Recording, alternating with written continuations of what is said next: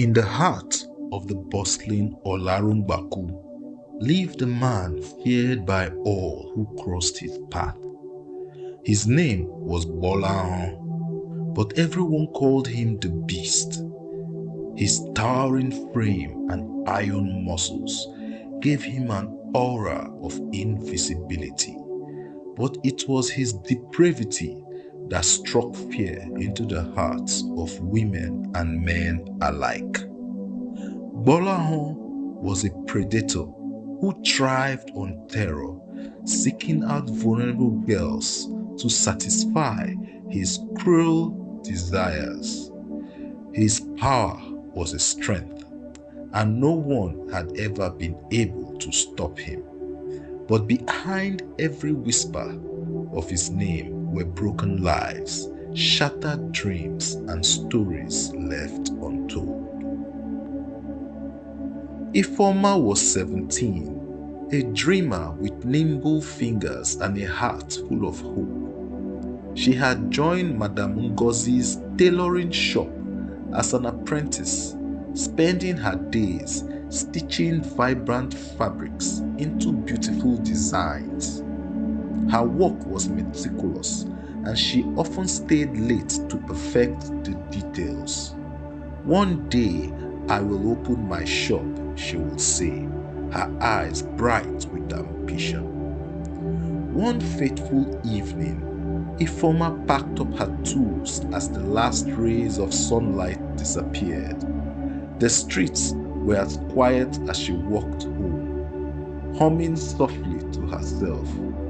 That's when Gbolahan stepped out of the shadows, blocking her path. "Where you dey go this night, fine girl?" he asked, his voice smooth but menacing. Ifeoma clutched her sewing kit together. "I'm going home, sir. My mother is waiting for me." Gbolahan smiled, a predatory grin. "Relax now. Why you dey hurry? I fit escort you." "No, sir.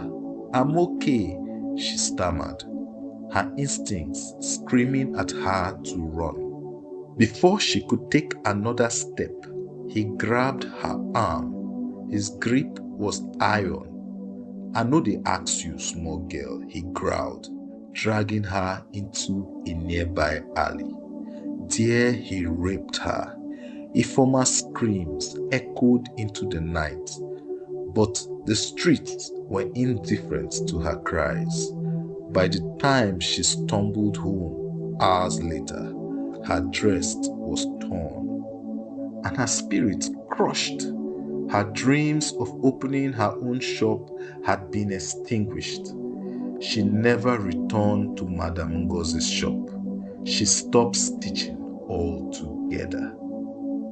Ronke was a 34-year-old widow with 2 children, Aki and Yemi. Every day, she woke before dawn, setting up her small fruit stand at the market.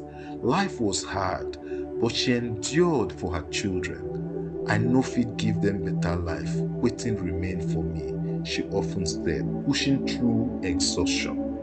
One evening, after a long day of sales, Ronke counted her money carefully. It was enough to buy Yemi's school uniform, something she had been saving for months. As she made her way home, clutching her bag tightly, she noticed a figure following her. "Madam, you know the greet person?" Gbolahan's voice boomed from behind her.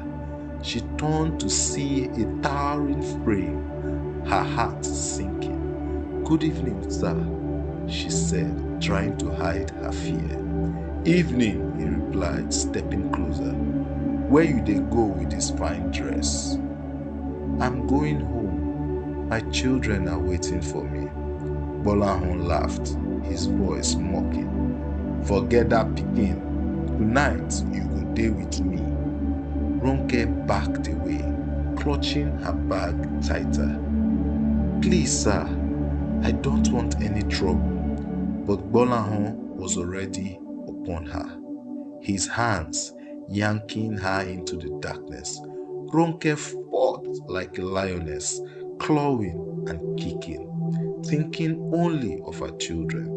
But Gbolahan's strength was overwhelming. He left her bruised and broken, her bag ripped open. The money she had saved, he stole. He raped her to add insult upon injury. When she returned home that night, her children cried at the sight of her swollen face. But Ronke didn't cry. She sat in silence, staring at the empty spots on her shelf where Yemi's uniform should have been. Then came Aisha, a 16-year-old who loved books more than anything. Every afternoon, she would be found under the baobab tree near her house, her nose buried in a novel. She dreamed to become a writer, filling notebooks with stories, inspired by characters she read about. One day, my name will be in this library, she told her brother Sani, who always looked at her with admiration. One day, while reading her favorite book under the tree, Gbolahan approached her. "See as you fine and quiet," he said, towering over her. Aisha looked up, startled. "Good afternoon, sir." "Afternoon," he replied, crouching down. "Wetin you dey read?" She showed him the cover of the book, her arms trembling slightly. "You like book, eh? I fit show you better story for my side," he said, his smile chilling. No, sir. I'll soon go home," she said, closing her book and rising to leave. But Gbolahan blocked her path. "Don't be so fast, fine girl. You go like wetin I get for you." Aisha's voice shook as she tried to protest, but Gbolahan grabbed her wrist. With his right hand, he covered her mouth. "No vex me, madam," he growled, dragging her towards a nearby abandoned building where he raped her. Aisha was shattered. Crying, she cursed Gbolahan. "You will encounter an end worse than this, Gbolahan." But he dismissed her, saying, "Ta! They never born who fit try me for this village." Hours later, Aisha was found wandering with her dress torn, her voice gone. One humid evening, as the sun set, Gbolahan was out, prowling again. He felt invincible, unstoppable, and darkness of the night was his ally. "Tonight goes stew," he murmured to himself as he scanned the streets. "I fit smell the fear already. Them no fit escape me." That's when he saw her, an unassuming young woman standing at the edge of the road, her face partially obscured by the shadow of a streetlight.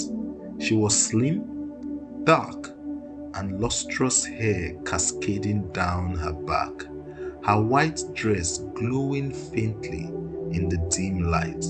She seemed lost, clutching her purse tightly. "Perfect," he thought, a wicked grin spreading across his face. As he approached her, he rehearsed his usual charm in his mind. "No woman fit resist me, not just to sweet talk am, small thing." When he reached her, his voice was smooth, dripping with false concern. "Hey Sisi, why you dey waka alone for night? This area no safe oo. Let me help you." The girl turned to face him, her expression soft and uncertain. Her voice was calm and steady as she spoke. "I've lost my way.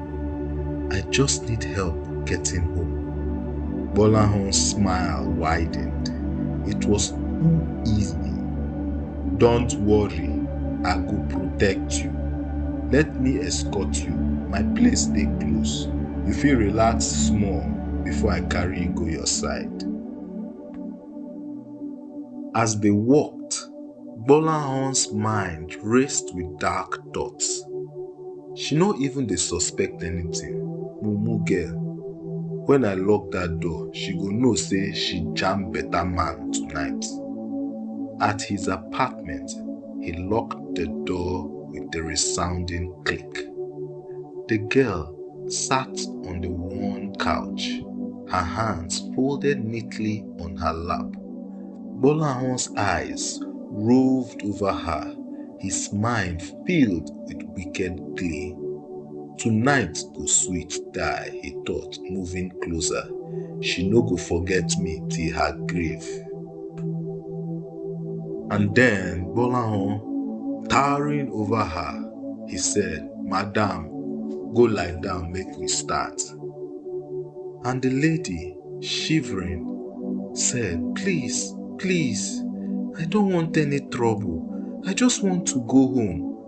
And Gbolahan replied, "Na your own you dey talk. I don tell you, you go lie down or not, abi you wan make I break your limbs." She said, "No, I don't want any trouble. I just want to go home." And before she could say anything more, Gbolahan pounced on her, his hands on her wrist. He tied her down to the bed, seemingly ready to defile another victim.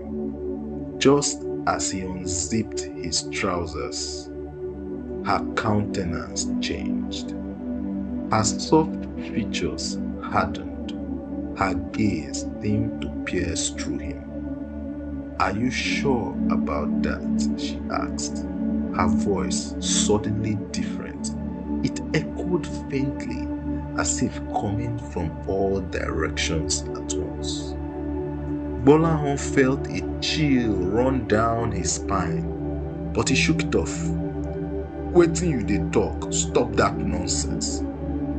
The girl slowly stood up, her body twisting unnaturally as she rose from Gbolahan's grip. Her limbs stretched longer and muscular than they should, her white dress melting into her flesh, revealing a grey, deep oozing crack. Her voice contoured, her eyes flaming, bored into Gbolahan with malice. "Today," she said, "is your day. Justice has come to you." Gbolahan stumbled back, his bravado crumbling as terror seized him. "This no fit be real. Who you be?" "This is justice." Gbolahan fell to his knees, his voice trembling as he pleaded, "Please, abeg, I no mean harm. I no know wetin I dey do." Suddenly, the windows shut and the lights went out, and all they could hear were Gbolahan's screams. After some hours, Gbolahan jumped out of his home, breaking his door, seemingly bleeding like he had been defiled by beasts like himself. He kept running and shouting, "Leave me alone! Leave me alone!" to the surprise of the villagers until he entered the forest. He was never seen or heard again. His story rocked the community and even the neighboring community. That was the end of Gbolahan the Terror. The end. Please subscribe to our channel.